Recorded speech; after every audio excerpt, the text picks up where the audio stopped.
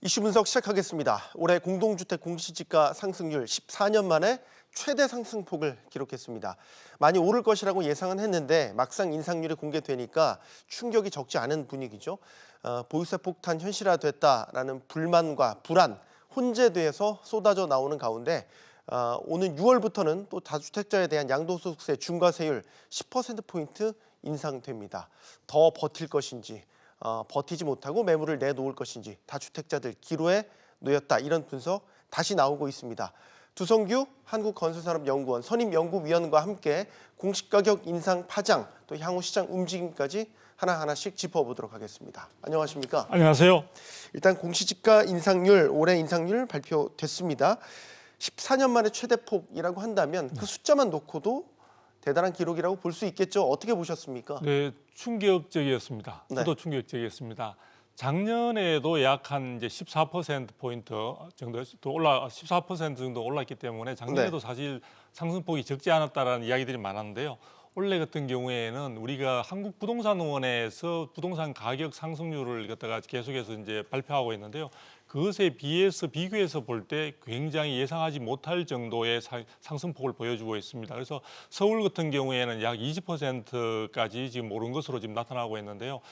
이런 부분들은 어떤 그동안에 한국 부동산이 제시했던 여러 주택가격, 아파트 매매 가격 상승률과 비교할 때 굉장히 큰 폭인데, 예를 들어 한번 보겠습니다. 네. 노원구 같은 경우에 제가 주목할 수 있는 부분들인데요. 작년에 아파트값 상승률이 5%를 조금 넘는 수준이었습니다. 그런데 지금 공시가격 상승률은 34.66%라고 하니까 이게 지금 몇 배가 되는지 모르겠습니다. 굉장히 큰 거고요. 서울 전체를 보더라도 일단 서울에서 작년에 여러 가지 대책들이 많이 이제 발표가 되고 그것으로 인한 영향으로서 어느 정도 상승률은 조금 조정을 받았던 시기라고 볼 수 있는데요. 작년의 경우에는 3%를 조금 넘고 있습니다. 그런데 지금 올해 예를 들어 공시가격 같은 경우에는 지금 20%에 달하니까요. 이 부분이 전반적으로 각종 우리가 이제 세제 부분과 관련된 영향을 미치게 되고, 또 나아가서는 63개 분야의 여러 가지 건강보험료라든지 이런 쪽에 영향이 크다 보니까 지금 세금 부담에 대한 걱정과 또 여러 가지 건강보험이나 이런 부분에서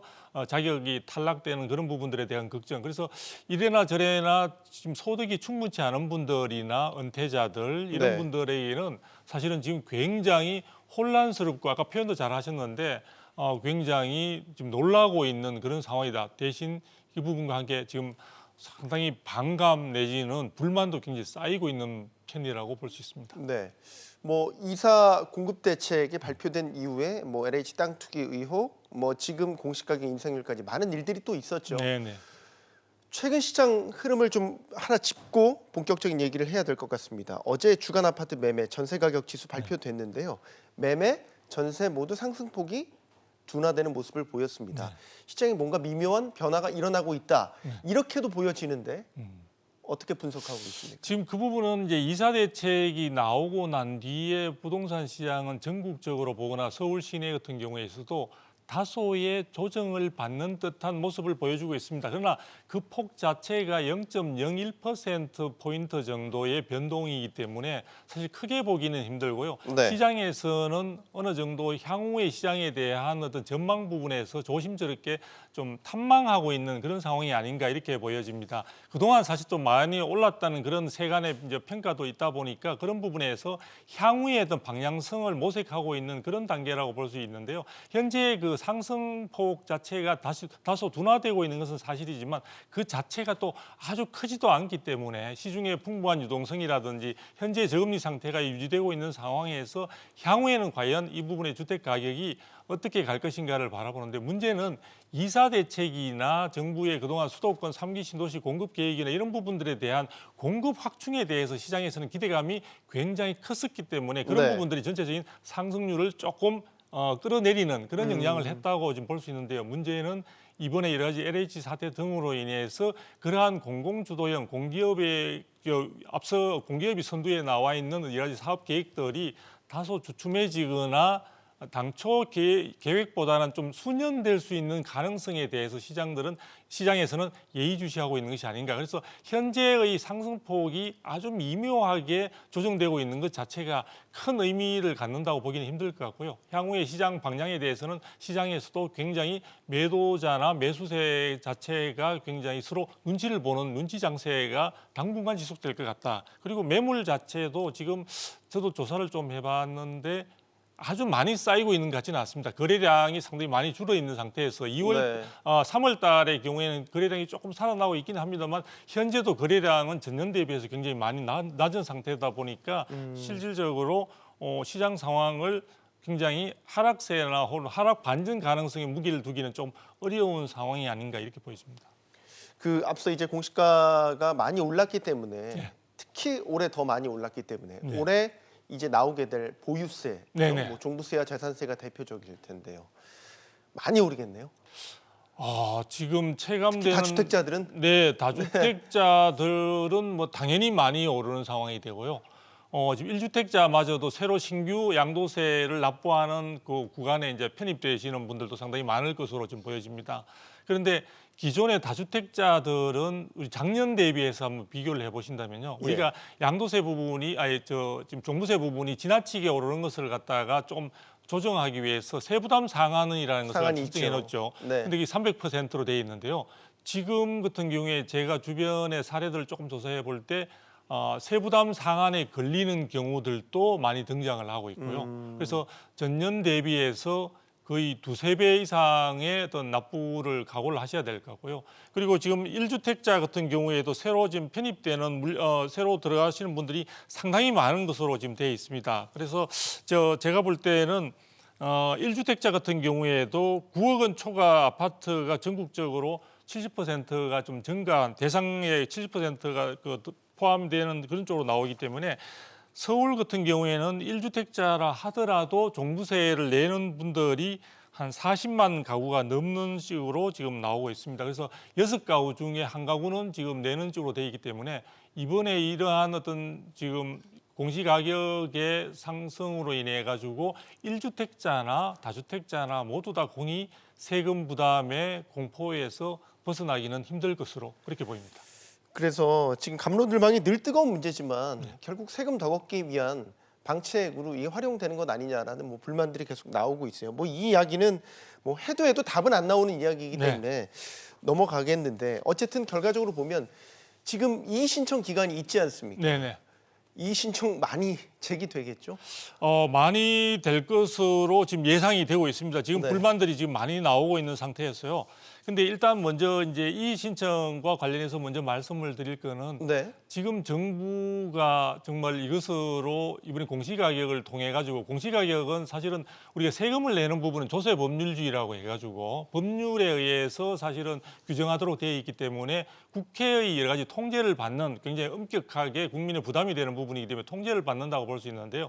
이 공시가격을 인상시키는 것은 조세 법률주의를 어떻게 보면 우회해서 사실은 국민들로부터 세금을 굉장히 많이 거둘 수 있는 하나의 방편이라고 볼 수도 있는 여지가 있는 것 같습니다. 그런데 이 부분을 우리가 비교를 해보자면요. 이번에 종부세만 가지고 비교를 해볼 때 2018년도에 종부세로 인해서 거둬들인 세수가 1조 한 8천억 정도 되는 것으로 지금 나와 있습니다. 그런데 이 당시에 정부에서 뭐라고 얘기했냐면 종부세 부분은 굉장히 부자들, 그다음에 다주택자들에 대해서 부과하는 세금이기 때문에 1주택자나 또 아주 서민주택을 갖고 계신 분들은 별 상관이 없는 것이다. 이런 식으로 이야기를 했습니다.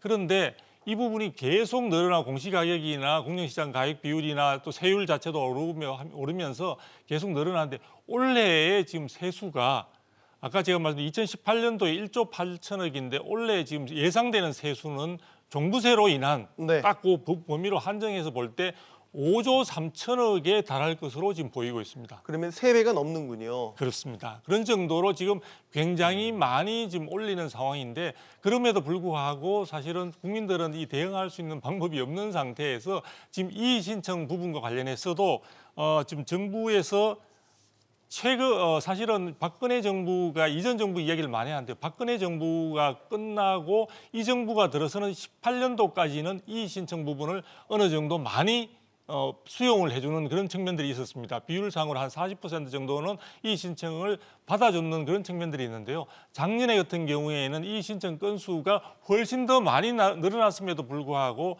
이의 신청을 접수해 준 경우는 한 2% 정도에 반영을 된 경우는 그 정도로 불과하기 때문에 사실은 올해 같은 경우에도 많은 분들이 이의 신청을 할 준비를 아마 하고 있는 것으로 알고 있고 네. 조세 저항까지도 이어질 가능성이 높은 가운데 이의 신청에 정부가 수용할 가능성은 극히 낮은 것으로 지금 예상이 되고 있습니다.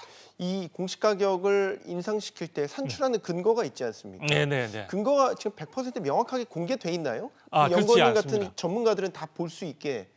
그 부분과 관련해서 사실은 이제 다른 우리가 그동안에 지금 작년에 아파트의 상승률에 비해서 공시가격 지금 상승률이 너무 높은 상황이다 보니까 네. 그 부분에 대한 기준을 정확하게 좀 제시해달라고 이야기를 하고 있는데요.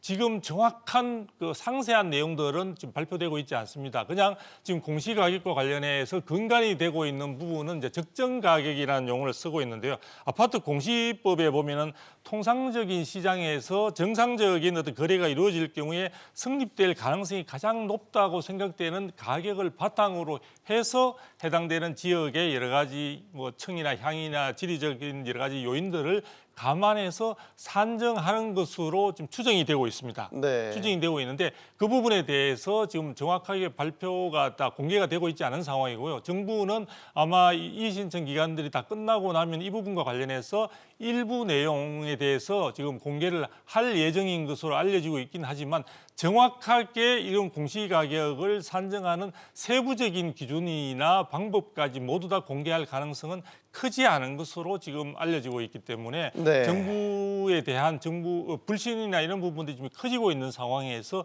국민들 특히 이번에 공시가격으로 인해서 세부담이 커지는 분들의 불만이나 이런 부분들은 점점 더 커져갈 가능성이 크다고 좀 예상이 되고 있습니다. 네. 이 정부 들어서 수십 번의 부동산 대책이 나오고 네. 투기를 잡을 수 있는 모든 경로들이 다 차단됐고 세금도 올렸고 네. 이제 공급이 부족하다고 하니까 네.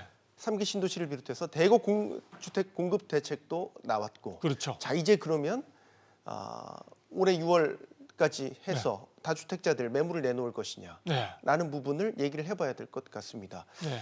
여전히 시장 전문가들도 의견이 이 부분에 대해서는 상반된 견해를 갖고 있는 것 같아서요. 먼저 네네. 견해 여쭙겠습니다. 네, 사실은 지금 현재는 우리 정부의 세 구조를 보게 되면요. 정부가 출범할 때는 보유세를 올리고 그다음에 이제 거래세를 낮추는 쪽의 구조를 가져가겠다고 이야기를 했는데요.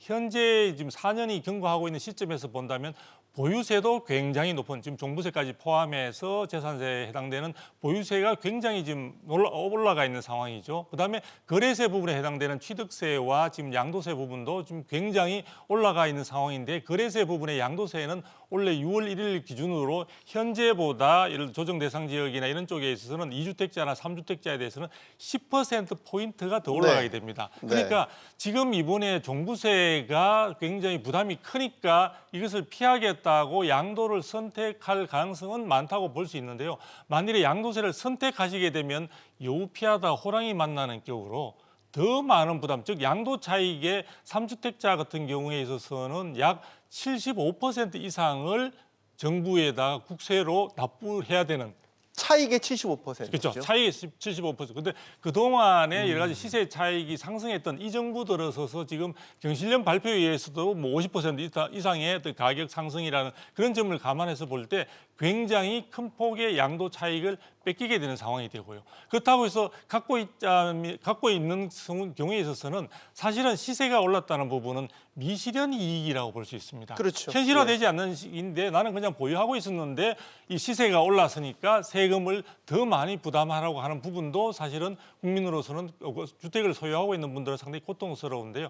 어쨌든 이런 상황에서 사실은 이사 대책이나 3기 신도시 계획 등의 정부의 강력한 추진으로 인해서 공급 물량이 확대될 경우에 전반적인 시장은 약세로 전환되지 않겠다는 기대감이 컸던 것이 사실입니다. 그래서 그런 부분들이 어느 정도 시장 안정에 이번 공시가격과 함께 맞물려서 안정을 도모하는 중요한 수단이 되지 않을까 이렇게 지금 예상이 되고 있었는데요. 문제는 이번에 LH 사태 등으로 전반적인 공권력이나 그 공기업에 대한 신뢰감이 추락했을 뿐만 아니라 그 지금 3기 신도시나 이런 부분들에 대한 이사 대책의 전반적인 추진 동력 자체가 약화되는 그런 지금 양상이 있기 때문에 제가 볼 때에는 시장에서 공급에 대한 신뢰가 지금 굉장히 약화되어서 전반적인 시장 상황에 대한 오히려 추가적인 상승에 대한 기대감도 충분히 가져볼 수 있는, 그래서 현재는 시장 상황에서 어떤 방향으로 방향성이 될 것인가를 살펴보는 단계이지만 이 부분들은 결국은